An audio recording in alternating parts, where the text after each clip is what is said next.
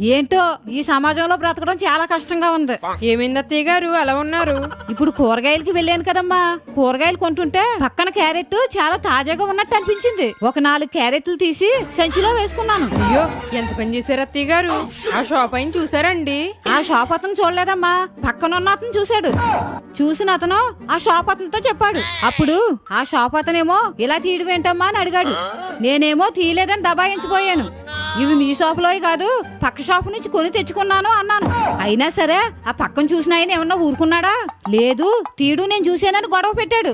తీసినట్టు ఒప్పుకుందామా అనుకున్నాను. ఇదేంటమ్మా ఇంత వయసు వచ్చినా బుద్ధి లేకుండా చేసిన తప్పు ఒప్పుకోవడం లేదేంటి అన్నారు. అలా అంటున్నారని తప్పు ఒప్పేసుకున్నాను. తర్వాత ఏమంటున్నారు?